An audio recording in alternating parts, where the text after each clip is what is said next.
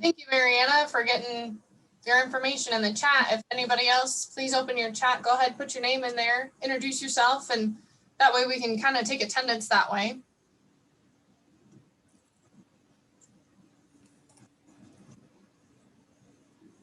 Hi, Laurie.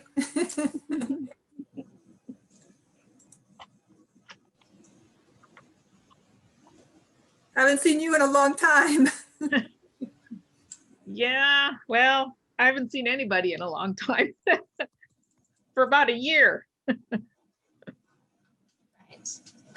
Okay, I'm just gonna give it just a couple more minutes just to see if anybody else tries to jump in. That way I don't cut everybody off, but.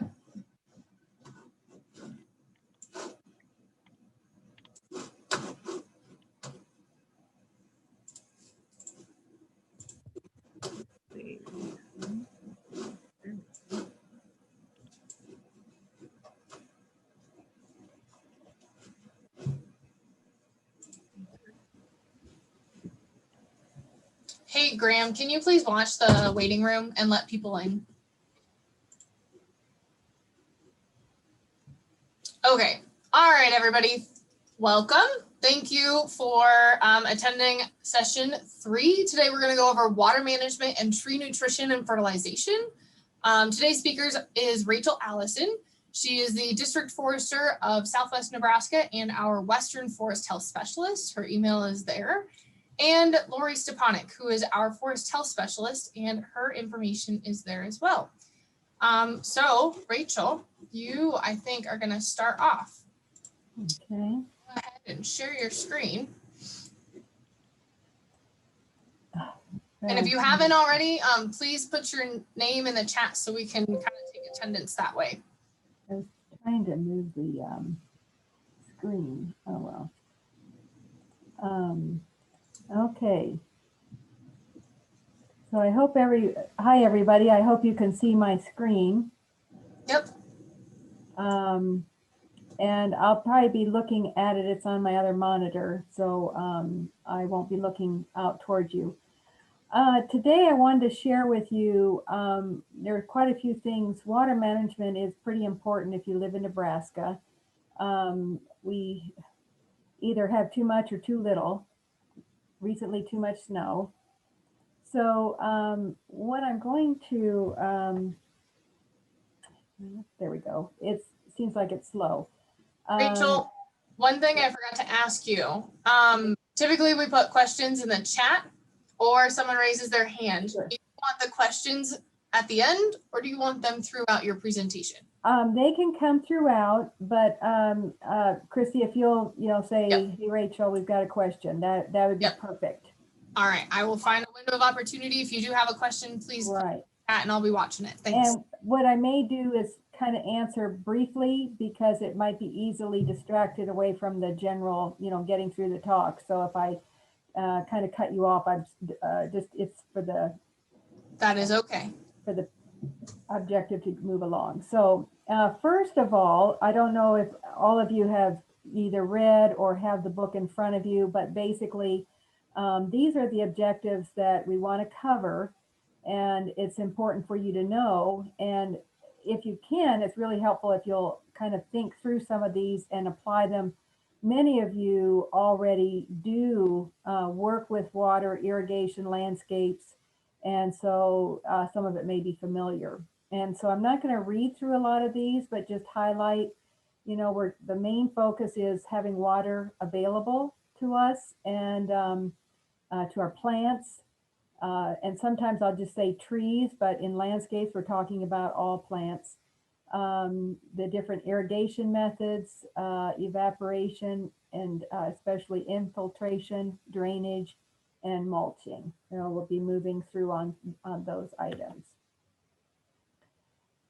What is important, and I deal with this all the time, is that people tend not to understand that water is important. You have to have that in order for the tree to be able to take up its nutrients and essential elements to grow. And without water, the tree can't produce photosynthesis, and so the tree begins to decline. I have many situations here in Western Nebraska where we'll have minimal rainfall, and people will be watering their lawns irregardless of the drought. And so they still may only put on like 10 minutes every morning. And of course, the tree and shrubs decline because that's not enough for those plants. So that's one of the things that I want to emphasize is we have to understand the different watering needs of different plants. And so sometimes I get ahead of myself. So you'll see a slide later that talks about that too. But irrigation is important, and we want to, be sure we water at the right time. We need to consider each of the plants, the different needs, the soil relations, but also to conserve water. We don't want to overwater, which causes a lot of problems. One of the things, though, that makes it difficult is that the temperature, the light, wind, all have a role in the humidity, in the way or how much water is used by the tree. So you can imagine on a very hot day, 50-mile-an-hour winds, 100-degree temperature, water is going to go through that tree very fast. And the tree is going to transpire and pull up that water. But if it's not down there for the roots to take it up, that will then cause problems for the tree. So some trees, and it's interesting because people will usually say something about, oh, I didn't know I had to water the trees. You look out in the countryside and you see trees and they seem to be doing fine. But I remind them, yes, but you didn't see the 99 other ones that died. So they just see the ones that have survived. So water does move through the trees. It is important if the soil is not there, the moisture in the soil is not there, eventually the tree, if it's pulling up too much water and it can't be recharged, the plant or tree will wilt and it will start dropping leaves. And sometimes what it will do initially is it will try to send out new roots to grow, to obtain more water, finding more water. But eventually, if those don't find water, then basically the whole root mass begins to die back.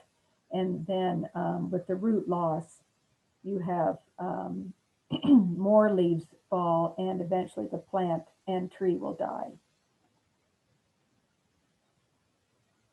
So we talk about the lack of water from drought, but another critical element is when we have too much water, and in the case of a flooding situation, the tree can't get oxygen.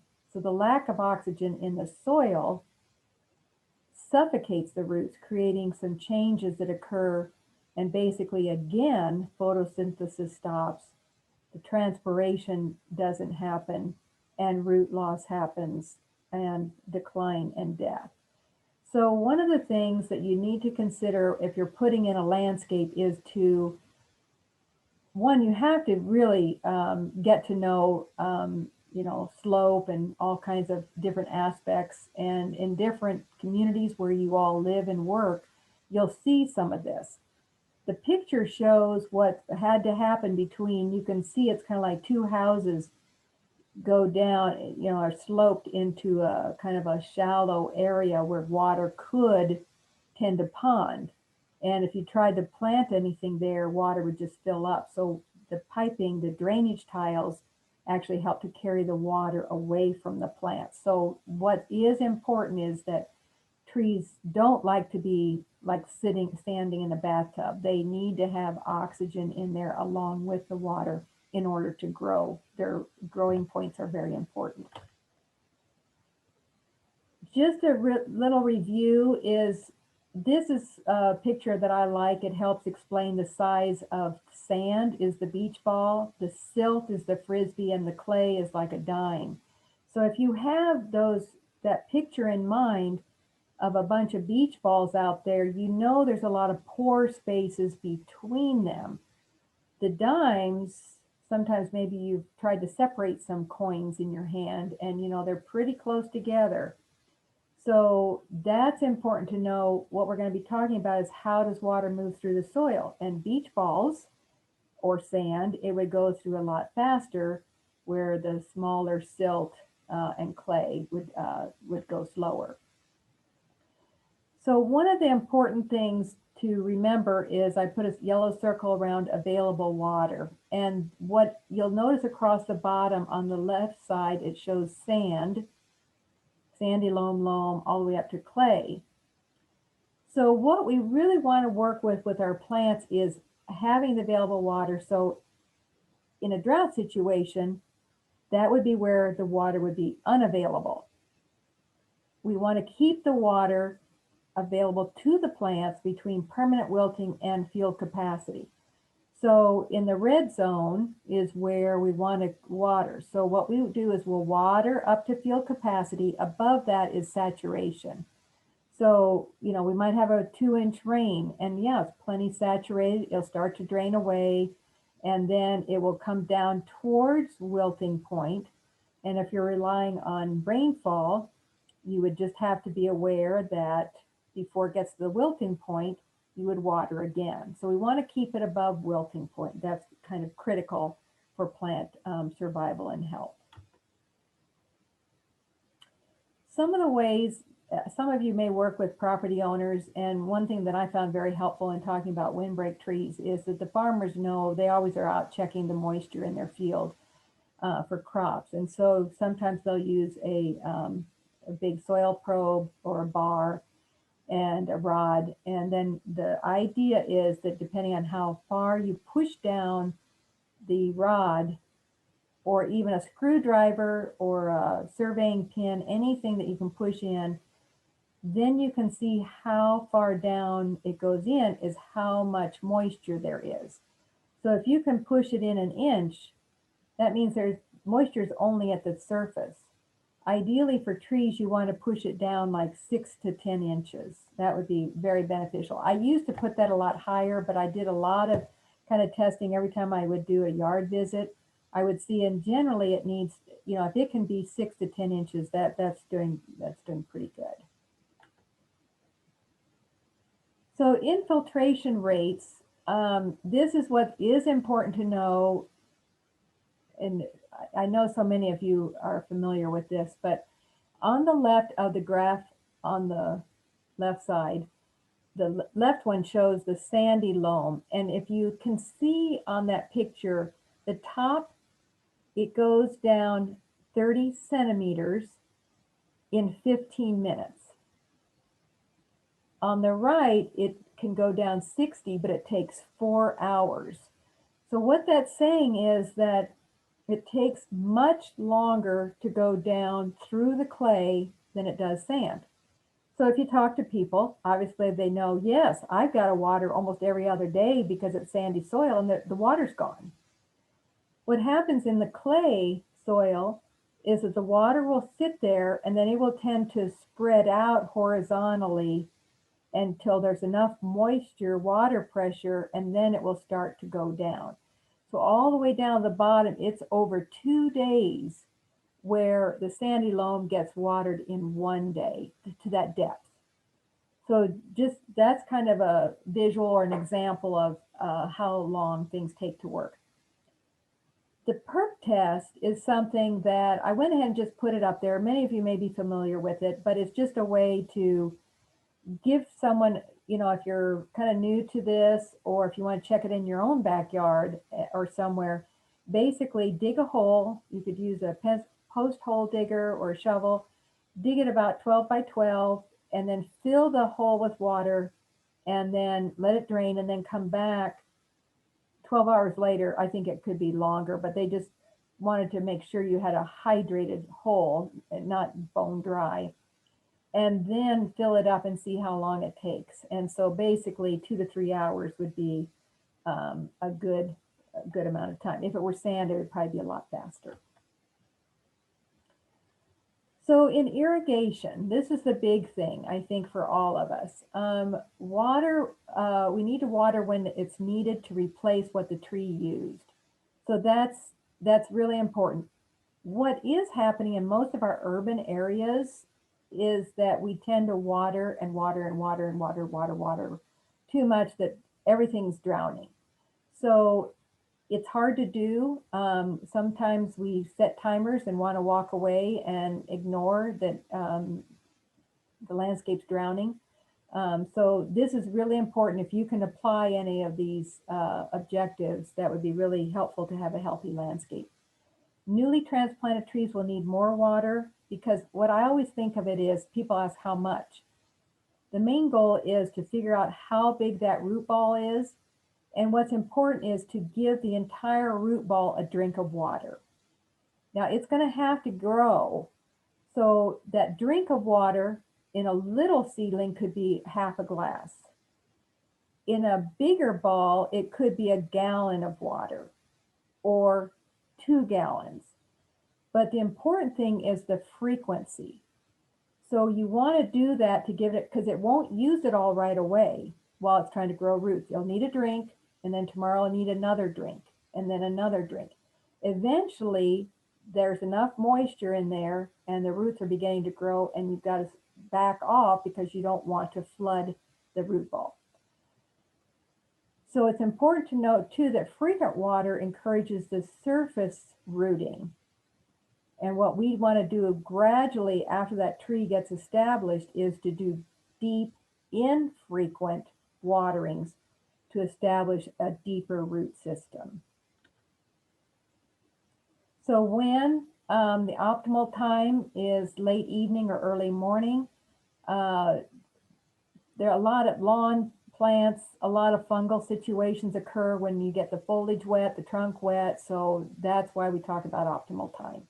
How to make sure the entire root system is evenly watered, and where we talked about like flooding in the low areas, and then it dries out on slopes. And we live in all kinds of neighborhoods, so you know, that's something to consider. One thing that I usually show people is trying to understand where to water. So I thought this would be helpful to see. If you can see on this, hopefully you can see my pointer if I can get it over there. Here is the drip line. And I've got a little graphic coming up, but these are the roots. So that's not actually the crown of the tree, but there's the drip line. And where we want to water is all the way around in the circle, because that's important. That's what where the water needs to be taken up to keep the tree healthy. Another way that I work with people is to explain that the root zone, the depth of where to water. A lot of times they'll water for the grass, which is just that thin blue line. And unfortunately, you can see most of the tree roots are below that. So what we want to do by deep infrequent is to water deeper. Now, when I say that, I don't mean a high pressure hose put way down to the depth of 3 to 5 feet. I mean sprinkling or an emitter or whatever from the top through and down there. So you've got to water longer periods of time. And that takes practice because there's a lot of issues with runoff. So some of the pros and cons of watering, the sprinklers, they can do a great job because they'll cover an area uniformly. Some of the cons, though, is that it can be set all season and you walk away and you just don't know what's happening, and you can end up overwatering a lot, especially if it rains. You know, we'll have cool, cloudy days. So, and it waters all, I think the main thing is it waters all plants the same. And sometimes people want to have different kinds of plants. And the hardest thing is, I'll see, this is one thing, a good example. People will put a spruce tree in a buffalo grass lawn. Buffalo grass typically doesn't need to be watered, depending on where you live, and it can be, but a spruce will like more water. And so those are just one example of many kinds of situations of different plants. Drip irrigation, it's very good for small lawns, landscape beds. You can read the rest of it. The emitters can be set out to take over cover the root zone. Some of the issues are, which I think are minimal, is that, and I do a lot of work with drip system, is that you do have to change the drip system to move it out to accommodate the growing plants and trees. And one thing that's really important, I tell windbreak people that own windbreaks and manage them a lot, is they put that drip line right at that little tiny seedling that's half a foot tall or 1 foot tall. And then 10 years later, the roots are drying out. Well, the drip system is still at the trunk. So remember that graphic, they have to move that out to the drip line. So just got to think about where the drip line is, where to keep it watered. Here's just some other systems they mention. And what I wanted to share is that, there are reasons for each of these, especially like the soaker hoses. Sometimes you can just throw a soaker hose out. I have a memorial garden out here, and we use that a lot for the daylilies. They take some extra water. So those are good to have in that instance. And also there was someone I knew a few years ago, and that's how he irrigated. He had a big basin, and then he just went down and filled, his trees had a basin in them, and that's how he could, not newly, he just kept maintaining it that way, and the trees were surviving. So what works in your circumstance is practice. You just got to figure out what works. Minimum irrigation is, I think, really important, because what we all need to do is figure out how to be smart about the water we use. We want to maintain trees during reduced rainfall, and then maybe add water as needed. I talk a lot about windbreaks, but that's what it is a lot out here for me. But homes too, but sometimes a windbreak is a perfect example, because they may not get rainfall. And I say, well, just in July, and then later again in August, if you just give them some supplemental water in the summer when it tends to be dry.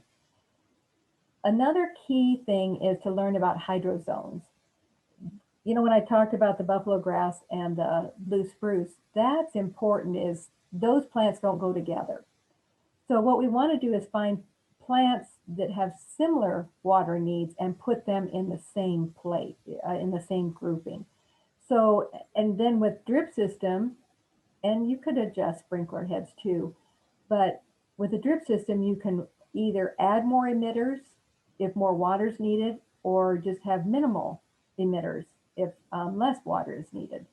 So that's really important, is to understand what your plants need. Rachel, we have a question. Yes. Are there some trees that are more drought tolerant? I have noticed that during drought, ash trees seem to be the first to drop leaves. Because ash trees are what we call bottomland trees. They love to be in that shallow, low water area. So if you would have them on a slope, they would not do well. So trees that are more drought tolerant would be what we call our upland trees, native forest, naturally occurring. And that would be like oaks. And I think even like a honey locust, coffee tree, things like that. What tends to want more water would be the maple, willows, dogwood. I mean, you can kind of get that picture. And so depending on, it's hard to come up with some questions. I hope maybe that answer gave a couple of ideas. Yeah, and just sometimes what I'll do is I'll go check online. I like the Missouri Botanical website, because it talks about their watering needs, and it says needs to be moist, different things like that is really helpful on a lot of trees. I believe on our website too, at nfs.unl.edu, we also have a few tree lists that you can go and look through that give you some Nebraska specific trees and give you an idea of where they want to be growing. That's right, and actually directly at at plantnebraska.org. And because they actually, thank you, Chrissy, because they actually have a list that says for drier sites. Yeah. Exactly. So that's very good. Thank you. Thanks, Rachel. So here, speaking of dryer sites, the xeriscaping is something that kind of came into vogue, or, you know, some people were talking about it a few years ago, but I think some people kind of changed the name of it. They would call it like xeroscaping. But the main thing is xeric is what it means, drought or minimal water. And so I think it's still a very good concept that we should try. And that means like using native grasses and plants that can be dry, that would use minimal water. So it's important to know that xeriscaping doesn't mean no maintenance. It just means, you know, minimal inputs and creating a sustainable landscape system.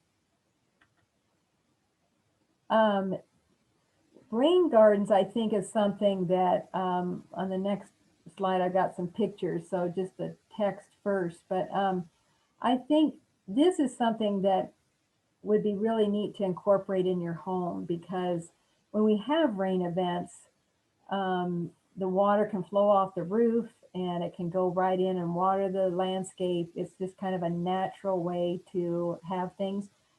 But it also becomes something that communities can do. And I know in Gehring and many other places, communities, they've incorporated them into parking lot areas where water tends to flood in our urban areas where we have so much concrete. And so then when that water tends to flood, then it has a place to go without overloading this stormwater system. And so what you can do is have your native and non-native perennials and shrubs, etc., can be put together there. So here's a couple of pictures. This is at the South Platte NRD, and they have like, at least 2 big garages. And this runs off, and then you can see where the water filled in. But what's cool about the rain garden is that the plants can tolerate the flooding, which sort of means low oxygen. And so they're really tough plants. So then when they can handle the flooding, but then they can also handle it when it's dry. So that they may get spring rain, but then it'd be dry the rest of the summer. And then this is one that I like because you can see it's a home.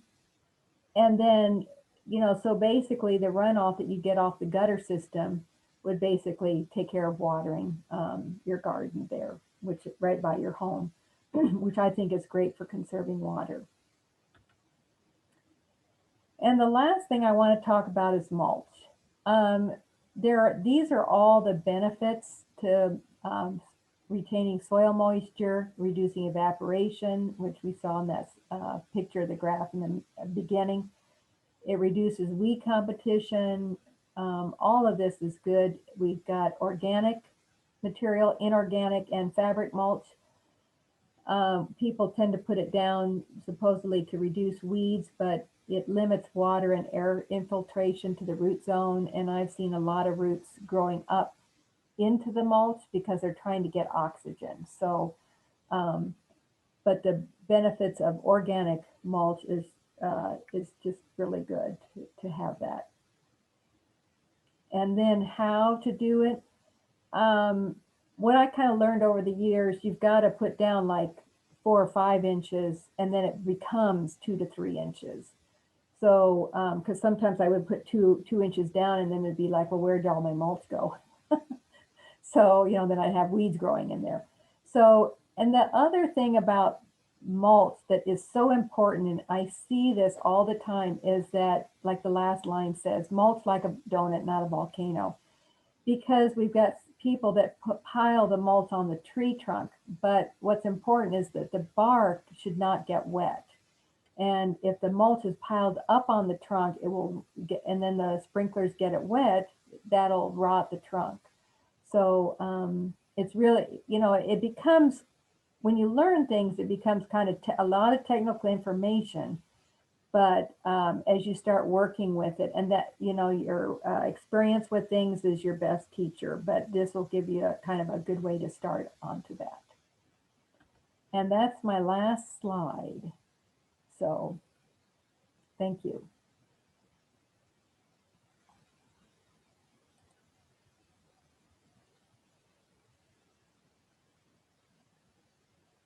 You're muted, Chrissy. That's great. Thank you. Think I would have figured that out.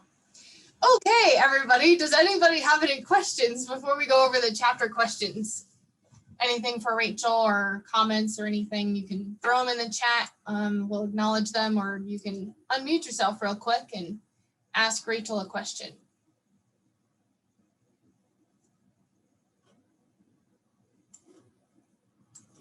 Okay, as I go through these questions, I will watch out in the chat. I'm just gonna read through them like I have the last two sessions, okay? And if you have something, unmute yourself and stop me in the middle of it if you have a question, okay? Don't hesitate. So in the back of chapter 4, we have our questions about all of the good things about water that Rachel just covered. So infrequent deep soakings of trees and shrubs are preferable to frequent shallow waterings. That is true. We want deep soakings of trees and shrubs more than we want frequent shallow waterings. The most beneficial times to irrigate plants are late night or early morning. The infiltration rate is the rate at which water soaks into the soil. Rachel talked about that with her diagram where she showed the difference between the sand and the clay soils. So clay soils generally have a greater water holding capacity than sandy soils, but water percolates through clay soils more slowly. Disadvantages to sprinkler systems are high application rates and surface compaction created by the water hitting the soil surface. In most instances, it is preferable to minimize water irrigation directly to the foliage of plants. True. Name 2 advantages and disadvantages of drip irrigation. Rachel talked about these. Some advantages is that we can reduce the water waste, we can reduce the surface compaction. However, a few disadvantages is that we have to move them outward as that root system expands, and they can sometimes become clogged. Minimum irrigation is designed to maintain plants during periods of reduced rainfall, supplying only enough water to maintain a desired plant quality. And this is going to be plant specific, knowing what is more drought tolerant and what prefers more water. A measure of the rate of water used by plants in evaporation from soil is known as evapotranspiration. This is important to understand. Be sure to go review that in your book and your readings. And then number 10, name 5 benefits of using mulches around trees. We talked about this with soils, and we talked about it again with water. It's very important. We can moderate temperature extremes. We can reduce competition from the weeds or grass. We can keep the mowers away from the trunks. We can maintain soil moisture, and it's aesthetically pleasing.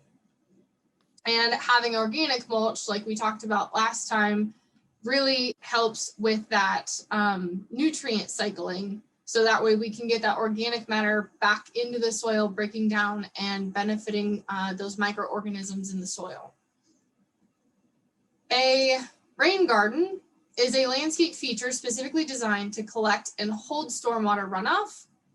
These are really great. They are becoming very popular in a lot of home gardens and also a lot of commercial gardens. Anti-transperence. Is that how you say it, Rachel? Lori? I kind of say anti-transpirance, but I could be wrong too. Either way, however you say it, tomato, tomato. They are materials that are sprayed on plants to reduce water loss through transpiration. Soil probes, tension meters, and electronic moisture sensors are used to monitor soil wetness or dryness. Drought problems can be especially severe following periods of moderate to high soil moisture conditions. That is true. Name 3 health problems associated with flooding. Root suffocation and death, soil organisms are killed, predisposition to other stress factors. We can end up with root collar rot, the tree can become prone to toppling. Like Rachel said, that if we do a lot of frequent short waterings in favor of the grass, those tree roots are going to be closer to the surface. And then when we get our beautiful Nebraska 80-mile-an-hour winds and a lot of moisture, those trees are going to topple very quickly. And then mineral toxicities. So sample test questions, same as we've done the last two. Someone please unmute yourself and announce the answer to the question after I state it. When irrigating trees, what?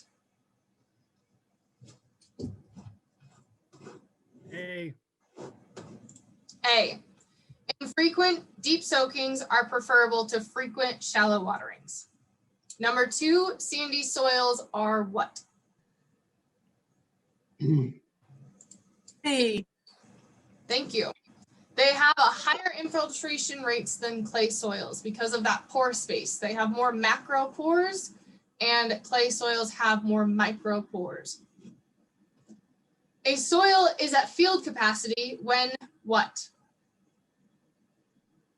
C. C. Gravitational water has drained away. And that's again from repeated from what we talked about last Thursday.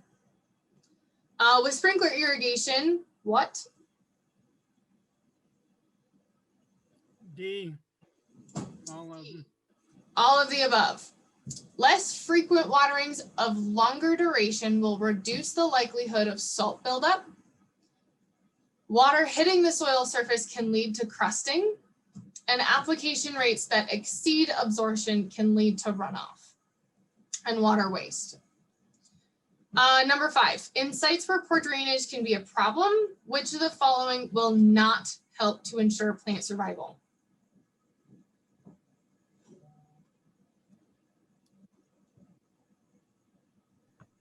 D. D. Thank you, Mariana. Placing gravel in the bottom of a planting hole and backfilling with a sandy soil. So, Rachel, do you want to talk about this question a little bit more? Number 5. Well, you know, I don't really have too much to add, but I do know that planting trees a long time ago, people would put a lot of stuff in it to thinking that they would be helpful. And in fact, it's not. So one of the things I learned a long time ago is it has to survive in soil hep. The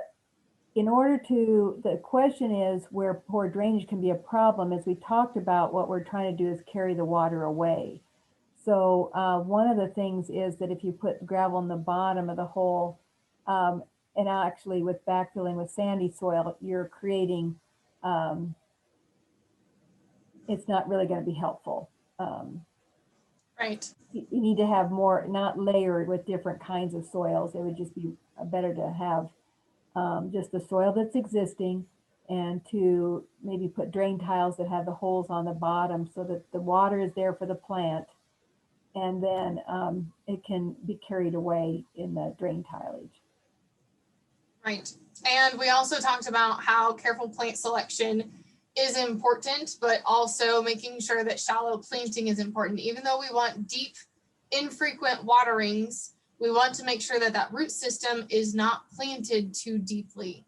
And we'll of course go over that when we talk about planting and staking, but that is important to make sure that those trees have enough gas exchange like we talked about last week.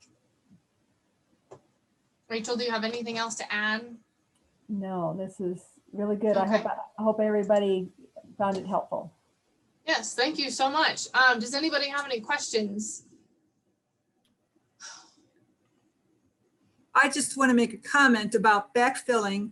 What happens is you're creating a perched water table because water has to saturate one layer before it goes on to the next. So if you got one layer, it has to saturate that whole layer. It's not just, even if you put sand on top, it's got to saturate that sand, and then it's going to move down. It's not going to go right through that sand. It's going to stop, fill up before it goes down. Thank you so much, Mariana. Yeah, and I think we had a graphic last week on in my presentation that kind of showed how that happens, because you're creating these horizons of different pore size and different what's the word I'm looking for, Rachel? The water holding capacity. So good point. All right, well, if anybody, if you do have any more questions, go ahead, throw them in the chat. We can circle back around and ask Rachel some questions later on. But for right now, we are going to move on to Miss Lori Stepanek. And I don't know what I just did to my own view. Sorry. Here. Hi, ma'am. Let's see if I can figure this out here. Chat about chapter 5. Yeah, chapter 5. This might be what I want. And here. And is it gonna give me a slideshow? There we go. Is everybody seeing my first page here? Yes. Okay, good. Well, glad to be here, everybody. I am going to be, let me see if I can move that out of the way. I am going to, sorry, I got to figure out how to hide that. I'm going to be covering chapter 5 in the manual. I'm going to try to, cover some of the technical things and the definitions and the key phrases and things like that. But I also want to try to include some sort of practical information as well, because I don't know that everybody here is going to be taking the test. But so bear with me. There's going to be stuff that many of you will already know. But hopefully there'll be some stuff that will be new to you as well. And as we're going along here, I have the keywords from chapter 5 in red, so that you can kind of key in on those as we go along. So let's start out with some basics. Essential elements. So this is one of the first key words. Essential elements or essential nutrients are just basically those that are necessary for a tree to complete its life cycle. And these are kind of broken down into 3 groups. The macronutrients are the nutrients that are needed in large amounts. And in this study guide, they include 4 nutrients: nitrogen, phosphorus, potassium, and sulfur as macronutrients.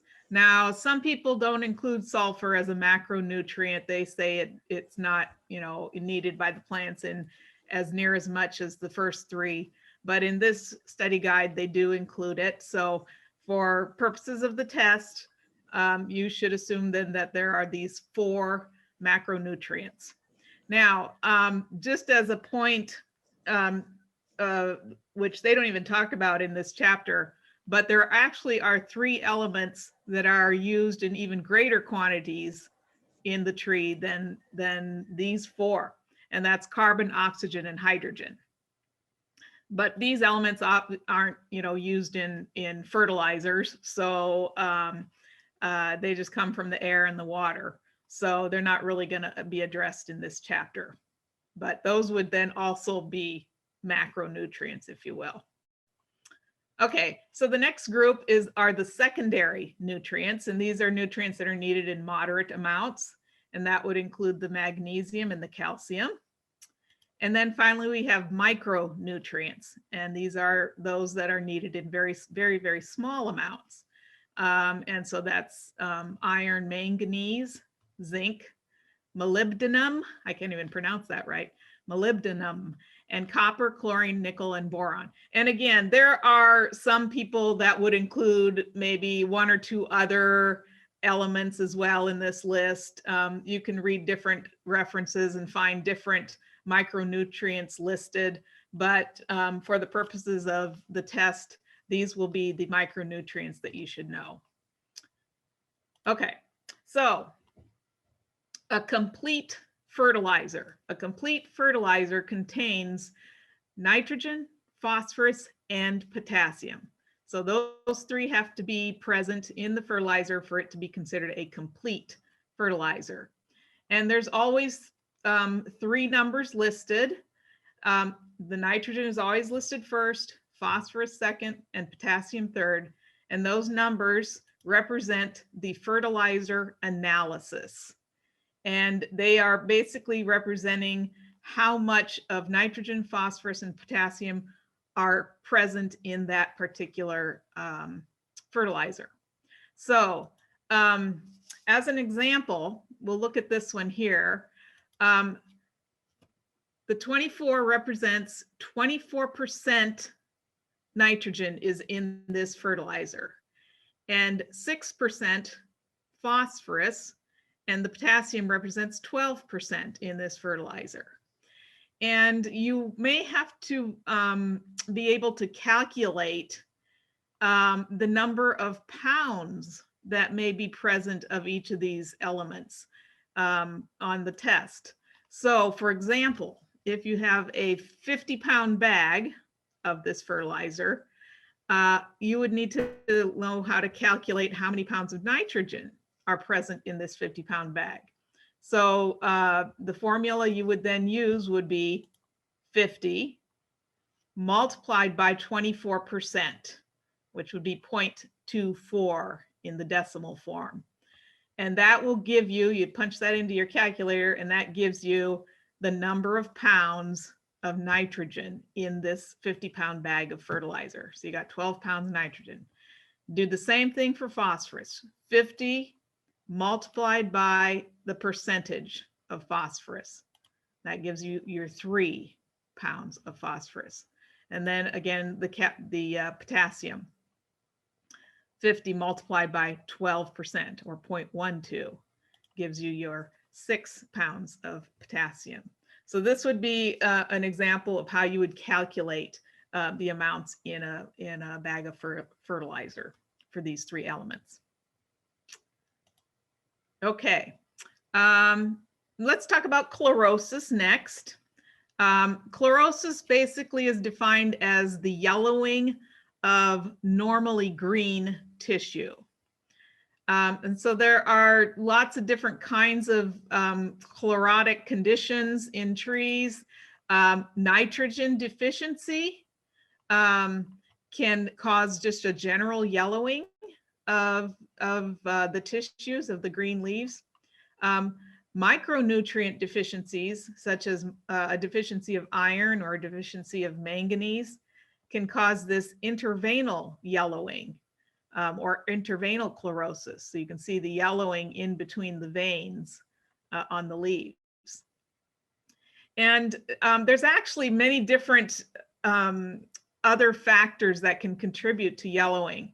And the nutrients that may be deficient in the trees may be actually deficient in the soil. So if the soil lacks the nutrient, then you're going to end up with some chlorosis. Or the soil may actually have the nutrient, but it may have a pH level that isn't allowing the nutrient to be available to the tree roots for pickup. So high pH soils are a problem in Nebraska, and I'll talk about that in I think in the next slide here. Root health is important, and Rachel kind of touched on this. You know, if you've got poor soil conditions, very wet soils, very dry soils, compacted soils, or just general damage to the roots, they're going to have trouble picking up the appropriate nutrients. And this can lead to chlorosis and other problems. And then even over-fertilization can also result in chlorosis as well. So you can see there's a lot of factors that can go into causing trees to be yellow. So it takes a little bit of investigation when you have yellow trees to decide really what is the root problem in causing the chlorosis. Now, let's talk about pH. Many of you have seen these charts before. pH this is one of our keywords. pH is basically a measure of the acidity or the alkalinity well, it could be of just a liquid, or it could be the soil, the water, soil water. So we talk about soils that are acidic and soils that are alkaline. pH levels of 7 are neutral.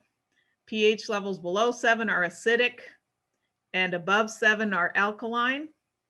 And for those of you not familiar with this chart, different nutrients are available in different amounts at different pH levels. And many soils that are good for tree growth generally exist in this, around 6.5 to 7 range.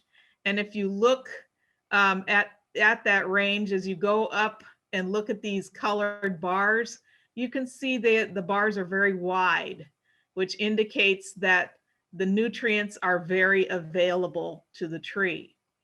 But for example, with iron, as you go, iron's very available in the acidic range, but as the soils become more and more alkaline, the bar narrows down, which indicates that the availability of iron is getting smaller and smaller. And so in very alkaline soils, it is very difficult for trees to get the needed amounts of iron to grow properly. So iron and manganese and other micronutrients are often in short supply because of the high pH levels in a lot of our soils. And we have a lot of high pH soils in Nebraska. So I'm gonna talk about that a little bit today. Let's see. So here are just some of the trees that are affected by micronutrient chlorosis. Pin oaks, silver maples, the red maples and the red maple hybrids are commonly, they have this yellow color with the green veins, which is very typical of your micronutrient chlorosis. So we see a lot of this in our landscapes. And so this is something that would be good for all of you to be familiar with and how to deal with. All right, so we're going to start with, we're going to start and look at the chemistry a little bit to understand how chlorosis and micronutrient deficiencies work in the soil. So looking at nutrients, nutrients are available to root pickup as ions. Okay, an ion is just an atom that has a charge to it. It's either gained or lost an electron. And in this case, many of the micronutrients are positively charged. Iron +2, manganese +2, zinc +2. And these are known actually as cations. Cations. Cations are positively charged ions.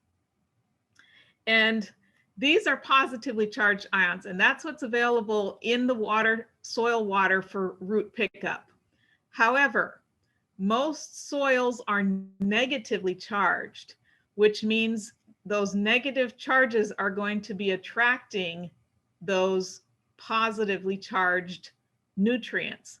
So if this is your soil particle here with all the little negative signs in here, these negative charges are going to be drawing in your positively charged micronutrients, and they're going to adhere to the soil.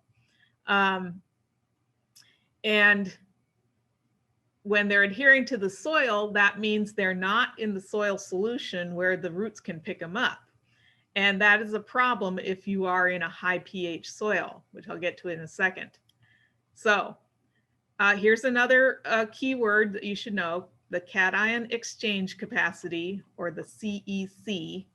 This is a soil's capacity to attract or retain or exchange cations. It's basically saying, you know, how negative is that soil such that it can attract and have these various micronutrients attached to it.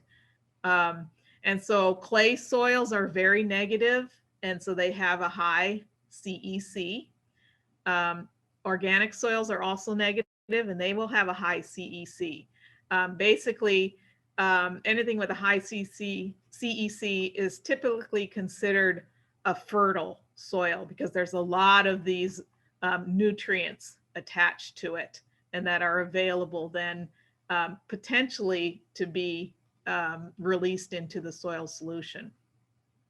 But like I said, at high pH levels, these cations are not easily going to be released into the soil. Or into the water, sorry. The soil particles are going to hold tight to these micronutrients when this is in a high pH condition. And so what we have to do is we have to lower that pH in order to release these cations.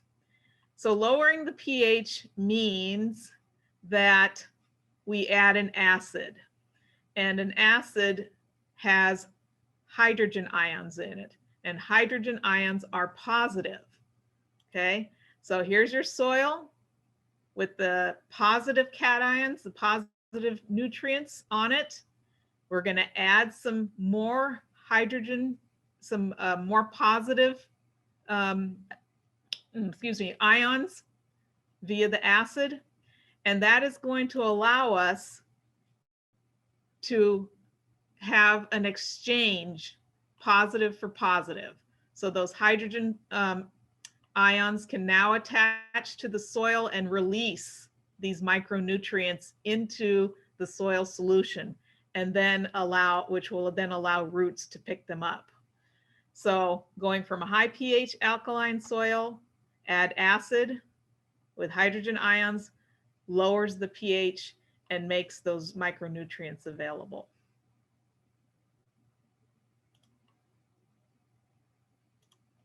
So how do we, what kind of an acid do we use to lower that pH? Well, we use sulfuric acid, and sulfuric acid is produced from elemental sulfur. So you can actually buy elemental sulfur, and it's just these nice little yellow pellets or granules, and just apply them to the soil, work them in a little bit, and through the process of bacteria working on the sulfur with some oxygen and some water, they can convert that sulfur into sulfuric acid and provide those hydrogen ions to allow for exchange of those micronutrients. And this is usually a pretty slow process, weeks, months, because it takes time to get that large volumes of soil have that pH reduced. Whoops, got a problem here. Sorry about that. So let's see what we got here. Why is this up here? All right. Now I'm going to talk about fertilizer application methods, and this is in the study guide. The study guide uses examples of fertilizer application methods and talks about nitrogen fertilizer. I'm going to use examples using sulfur and other chemicals that are used for controlling micronutrient chlorosis, because I think that's something that will be very helpful for you as you're working with this problem in our trees that is pretty common in our trees. So one of the first application methods everyone is familiar with, just a simple surface application of a dry granular fertilizer. and you just simply apply it to that soil surface. It's a quick and easy application. Water it in and it gets down into that root system. So it's common, it's quick, it's easy. And in terms of micronutrient chlorosis, you can simply apply that elemental sulfur. Depending on soil textures, which Rachel talked about a little bit, and probably Chrissy did last week. There's certain rates that you would want to use. The sandier soils typically use a lower rate of whatever fertilizer you're applying, not just necessarily sulfur, but most other fertilizers too would be done at a lower rate on sandy soils compared to clay soils. And you can apply that, below the tree canopy where most of the root system is. And then it would need to continue to be applied maybe at a little bit lower rate year after year, because soils don't like to have their pH changed. So they're going to start to work their way, the pH is going to start to rise again, and you're going to need to continue to apply sulfur on a periodic basis to help keep that pH level down.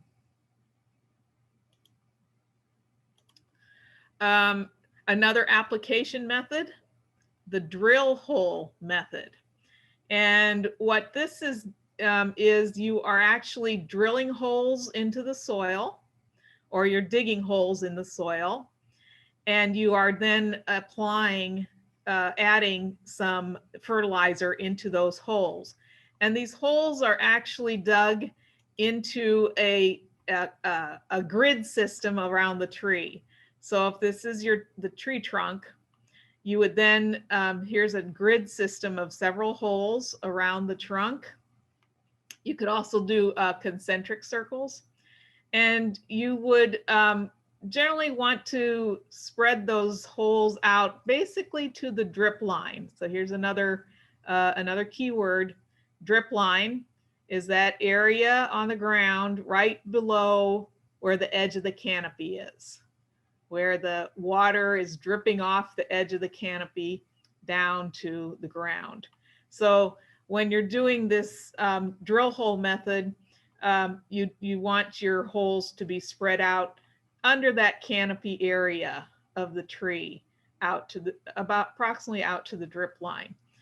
And so you drill those holes in, and for micronutrient chlorosis treatments, you would add, approximately a half and half of iron sulfate and sulfur, or a micronutrient mix and sulfur. And what that does is, instead of trying to change the pH of the entire volume of soil here, you are instead changing the pH in small little pockets around each little hole. And so what the tree roots will do is, if they grow into an area where that little bit of pH has been changed, they will be able to pick up nutrients from those few little pockets that the roots happen to reach out into. And you are able to, that's not 100% effective, but it can work in a number of trees. This is a labor-intensive method, so there's a lot of work involved in getting these holes made, but it tends to be kind of a long-lasting method of chlorosis treatment. Okay, another application method, liquid injection into the soil. So this again would be done on a grid system or concentric circles around the tree. And what you're doing is you're actually pressure injecting with some equipment a liquid fertilizer into the soil. And the advantage of this, of course, is you're actually getting that fertilizer right down into the root system. And because it's being applied with water, the nutrients are very quickly available. Like Rachel was saying, water is essential for nutrient uptake. So you're not applying a dry fertilizer, you're applying, you know, something in water. And so it makes that fertilizer more available immediately to the roots. Now, in terms of micronutrient chlorosis, what the chemical you might be applying in a liquid injection into the soil could be a chelate. A chelate is a type of compound that binds with metals, for example, iron or manganese or zinc or copper. And in that bound form, it is then available to the plant for pickup. And it prevents the iron or the manganese from being captured by soil particles. Instead, the chelate is holding on to that micronutrient and keeping it available for plant pickup. And you can kind of remember what a chelate is. Chelate basically means claw. So if you think about a claw on a crab, for example, they're grabbing something and holding on. So here's an example. This would be a chelate grabbing onto that micronutrient metal, and it's holding on to it. And it's not going to allow those soil particles to grab those cations. And then the root can actually absorb this chelate. So chelates are a type of fertilizer that can be used for micronutrient chlorosis. If you're going to apply chelate to the ground, there are certain kinds of chelates. The EDDHA type is the one that works best in high pH soils. So look on the label, make sure it's an EDDHA, such as iron, EDDHA. Don't ask me what EDDHA stands for. I'd have to look it up. But some examples are Sequestrine 138, Sprint 138, Sequestar 6%, Miller's Ferry Plus. Chelates can be expensive, but they're effective, but usually only for about a season. So it's another option. And then, you know, there's foliar sprays. Foliar sprays, typically for nutrients, are only for micronutrients. I can't think of any case where they would use a foliar spray to apply nitrogen. You just simply couldn't apply enough nitrogen to make a difference. But for micronutrients that aren't needed in great quantities, you can do a foliar spray and get kind of a quick but temporary green up of the foliage. Iron chelates, again, can be used. Iron sulfate in water can be used for foliar sprays. And then finally, we have trunk injections and implants. So you can apply, again, generally the micronutrients via trunk injections or implants. They can be effective for a number of years, but they do damage the tree because most of these application methods require that you actually drill holes into the tree to apply them. Okay. Let's see what my next thing is. Oh, so those are kind of some application methods for micronutrient chlorosis, but I want to just add a couple other things here about managing for chlorosis. You know, as you know, Rachel and Chrissy probably have both talked about, just that improving that soil and root environment is going to go a long way in helping the roots to pick up micronutrients. Organic mulches, we've talked about organic mulches and monitoring that moisture and water as needed. These things can greatly influence the health of the roots. They can also help in the production of mycorrhizae. Mycorrhizae, as many of you know, is a combination of a fungus and a root.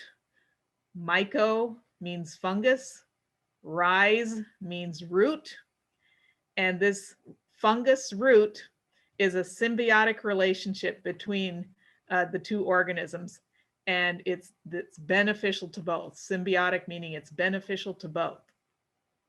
So here we have some pictures of mycorrhizae.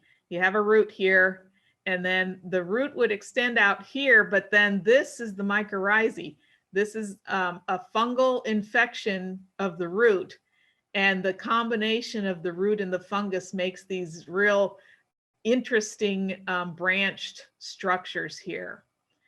And here's a close-up of a mycorrhizae right here. And what you can see is these little hairs coming off of here.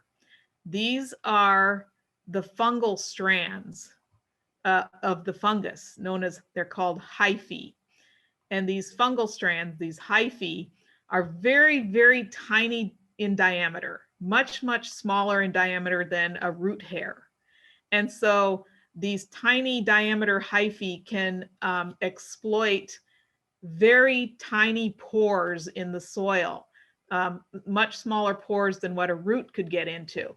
So they can then get into areas where they can pick up nutrients and water where, you know, just the regular root wouldn't be able to reach. So they greatly enhance the water pickup and the nutrient pickup by the roots. So that can also help in the management of micronutrient chlorosis. Okay, let's talk about nitrogen. I'm going to continue on through, and I'll probably take any questions at the very end. So I haven't really been watching for questions. So let's cover nitrogen here. Nitrogen actually, after carbon, hydrogen, and oxygen, is needed in the largest quantity in plants.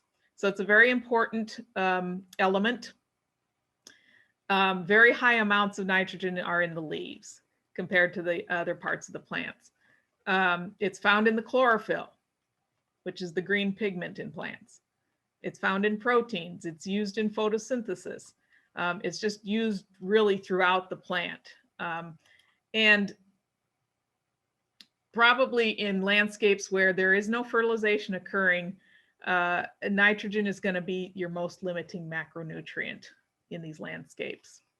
So we want to talk about nitrogen and nitrogen fertilization a little bit. Looking at our urban landscapes, you know, in building sites, they excavate the foundation and they bring up this subsoil dirt, and that becomes, you know, this is the dirt that becomes your lawn and becomes your landscape. It doesn't have a lot of nutritional value, if you will. It's not, you know, the best soil that you could have in your landscape. You know, sometimes they strip off the good topsoil in a location, and then you're left with kind of that subsoil for your landscape. Some trees grow in very, very small root areas. And so there really just isn't much opportunity for them to pick up micronutrients. And of course, whereas in the forest, you know, you would have the leaves falling on the ground and the nutrients in those leaves recycled back into the soil. In our urban environments, we rake up those leaves and dispose of all that valuable nutrition. There's needs in our urban landscapes for adding fertilizers, at least until you can get a really good topsoil built back up. Some terminology, bear with me here.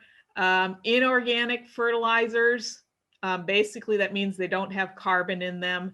Most inorganic fertilizers are a quick release, meaning that they, as soon as you put them in the water, they're going to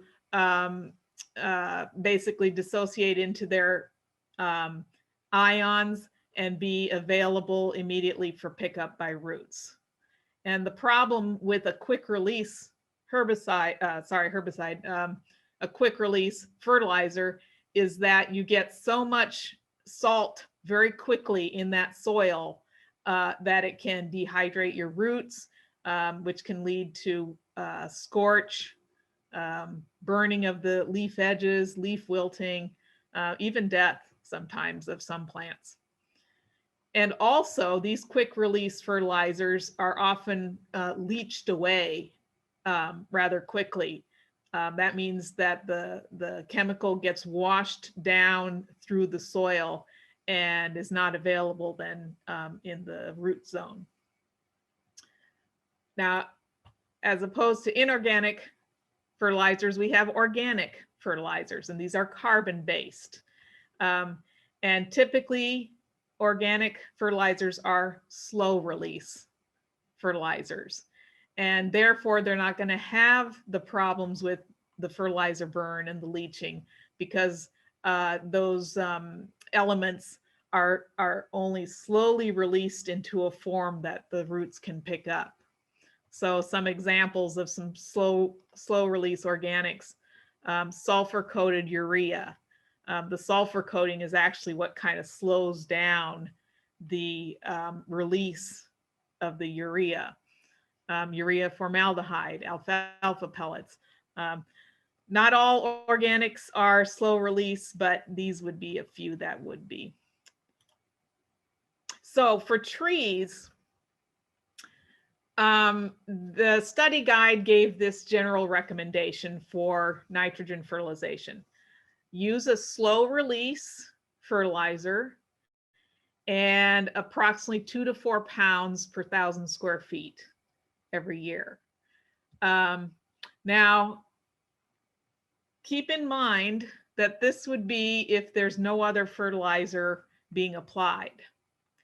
However, a lot of trees grow in lawns and landscapes that are fertilized annually. So, the question becomes, do these trees then need additional nitrogen fertilizer? And I myself usually tell people that if you're applying nitrogen fertilizer to the lawn, and you've got trees in that landscape, they probably don't need the additional fertilizer. Now, then again, some people might only be applying maybe, a very light fertilization once a year on their lawn. And that lawn can compete for that nitrogen with the tree. So, it's possible that the tree really isn't getting as much nitrogen as it could use. Also, if the trees have a really large mulch bed and you're not fertilizing that mulch bed because there's no lawn there, well, then you might want to add some additional nitrogen fertilizer specifically for the tree in that mulch bed. So, I don't know if there's a direct answer to this question here, but it might just depend on the situation that you have. But I do want to note that you don't want to just necessarily say, oh, well, more is better, because there are problems with excess nitrogen. I'll just mention a few things. So all plants, of course, they produce sugar, which contains the energy that they captured from the sun through photosynthesis. And that energy, or that sugar, is used for various plant functions like growth, reproduction, maintenance, storage, defense. However, defense has the lowest priority for sugar. So if sugar is in short supply, if energy is in short supply, defense is going to kind of be the first thing to go. So if we look at excess nitrogen being applied, too much fertilizers being applied, that tends to force a plant to make foliage. Nitrogen tends to force a plant to make foliage, and that requires sugar. That requires energy, which means then you have less sugar for those defensive compounds, which then means, of course, you're more likely to have higher susceptibility to pests. So there's that problem. You also have a problem with nitrogen and insect diets. A lot of insects rely on nitrogen as a main part of their diet, and it's a limiting nutrient in their diet. So more nitrogen means they will do better. So you got high nitrogen in your tissues, in your leaves, then things like aphids and spider mites can also increase much faster with high nitrogen. Another problem, excess nitrogen can result in excess new tender growth. And new tender growth tends to be susceptible to things like fire blight, freezes, hot, dry winds. So you have problems there if you've got a lot of excess nitrogen in your trees. And then excess nitrogen actually can promote iron chlorosis, which is interesting. And the reason is because that excess nitrogen tends to interfere with iron pickup in the soil, iron movement in trees, and iron utilization in trees. So sometimes you can have too much fertilization, nitrogen fertilization, causing some chlorosis in your trees. All right, that was a lot of stuff to cover very quickly. Thank you very much. And I will go ahead and take some questions here. If I can get myself back to here. Oh, here we go. Good. Thank you. Go ahead and throw any questions that you have in the chat, or just take a moment right now if you want to unmute yourself. That was a lot. There was a lot. There was a lot. Yeah. And we are working on our resource page. Hopefully we will have it done this week to be able to share that with you, where we're going to have a copy of the presentations, the PowerPoints for you to revisit at your own convenience. So I will send that information out via email, no different than I did with all of the links. So keep an eye out for that. We do have a question, Lori. How long does it take to rebuild topsoil? Oh, yeah. Okay, good question. You know, it takes years and years and years to really build it up. You know, I would say, 25, 30 years minimum. You just need to have that organic material continuing to be added and not taken away. And then over the years, it continues to break down. It gets the microorganisms working in there. And, some of the best soils in towns are in the older neighborhoods, and they've been around for, 50 years, 100 years, because, those soils have not been disturbed. And so that topsoil's had a chance to really build itself up. And one more question, quickly. How deep do you need to drill for the borehole method? Is that the method going into the soil? The grid. Into the soil. Generally, probably in the 5 to 8 inch level would be approximate. You're trying to get it into that area where you're going to have most of the roots. And so a lot of the roots are going to be, 6 inches and down for tree. Thank you. Does cow manure from pastured cows provide nitrogen? Yes. But I would be a little careful with the manures, because you don't want to use a real fresh manure, because that will have a tendency to burn. So you do want manures to be composted for a while before you were to use them as a fertilizer. Some of the first cases of chlorosis are on silver maples. Is this usually an iron problem or a nitrogen problem? Silver maple, I would say if it's chlorotic, I would suspect the iron deficiency first. And I would look to see if you're seeing the characteristic yellow between green veins.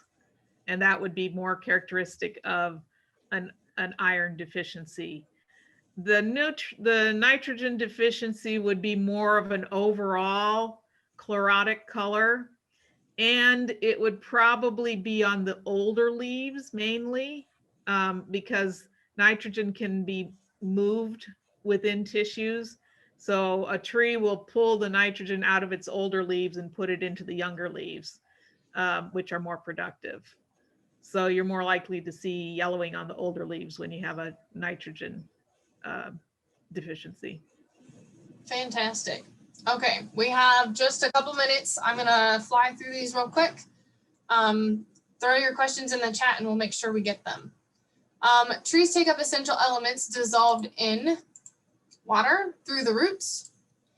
Macronutrients are elements required by trees in relatively large quantities. The macronutrient nitrogen is a constituent, thank you, of chlorophyll, and if deficient, can cause reduced growth and yellowing of the foliage. Yellowing between the leaf veins is called chlorosis and may be the result of mineral deficiencies. It is desirable to use slow release fertilizers because they release nutrients, usually nitrogen, over an extended period of time. The fertilizer analysis listed on the container gives the relative percentage of nitrogen, phosphorus, and potassium, NPK.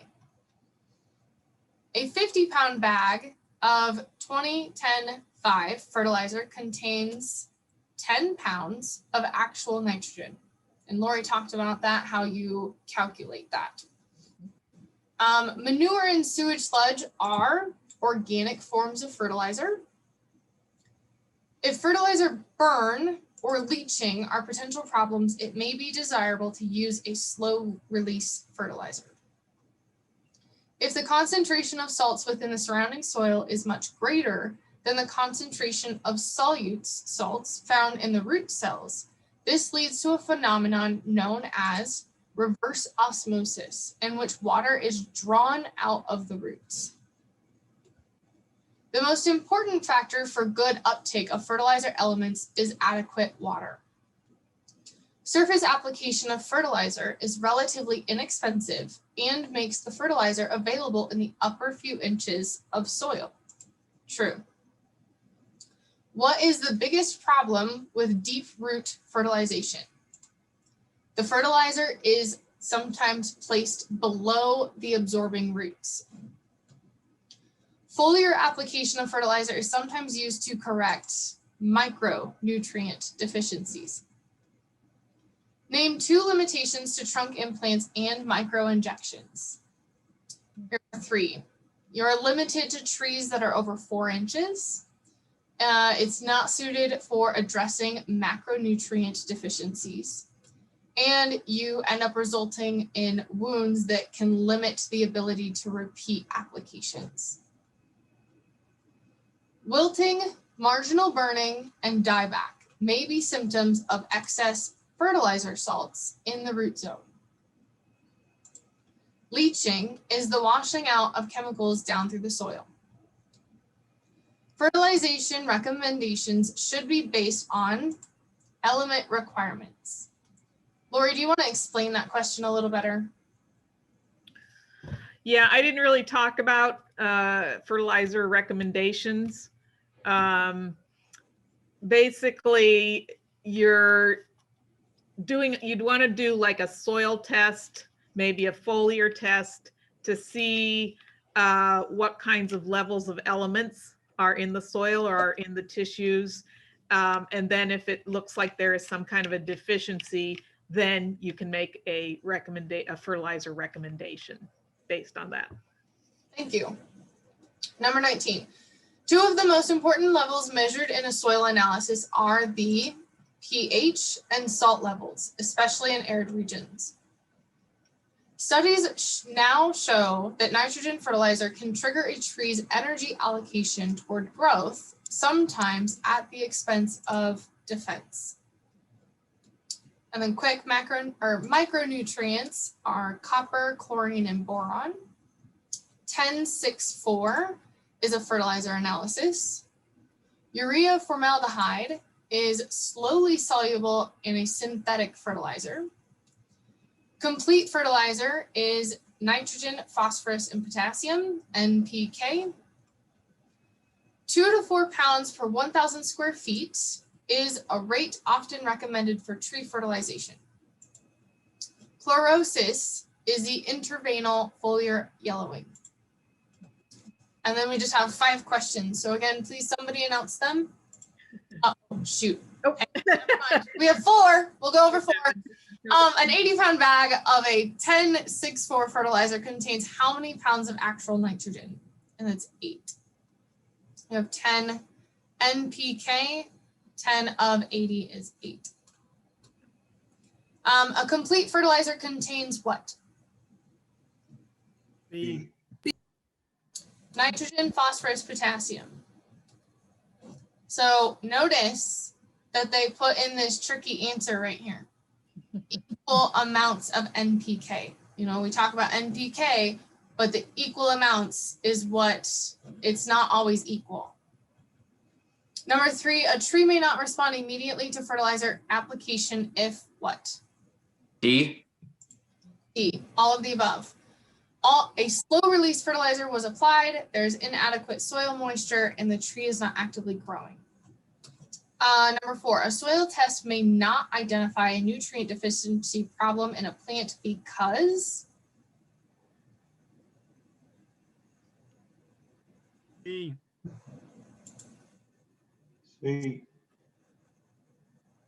the soil may contain adequate nutrients, but something may be inhibiting the uptake. And because everybody said a different one, I'm gonna triple check that one. I think that's right. Okay. And then number 5, sulfur-coated urea or urea formaldehyde is sometimes included in nitrogen fertilizers because what? A.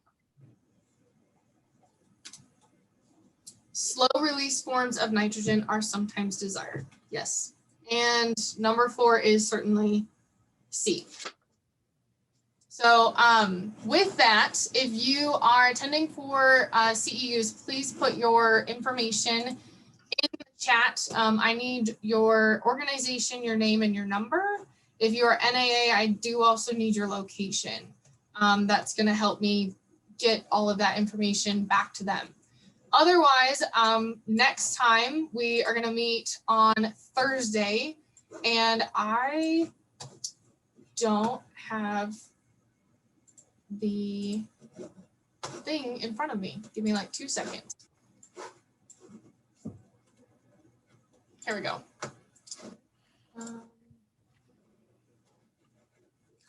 Sorry. We're Thursday, February 11th. We have installation and establishment and tree support and lightning protection. So you're going to want to look over chapters 7 and 9. Otherwise, everybody, thank you for coming. If you have any more questions, you can reach out to Rachel or Lori via email, and we will get all of that sorted out. So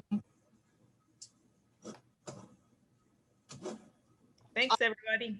chat open for a little bit to collect CEUs. So if you do have a question, you can unmute yourself and speak up.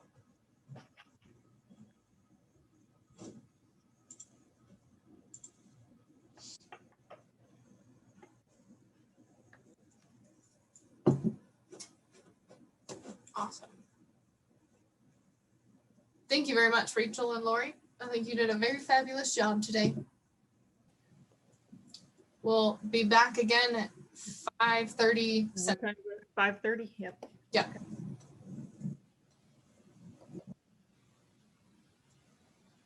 Okay, last call for CEU information in the chat. It saves the chat and then later we go and pull all the information. It absolutely has to be in the chat so that way we can submit it for the information. So if you do not want someone to see your information, you can send it to me privately. Right above where you type the message, you can change everyone to just me and send me your information that way.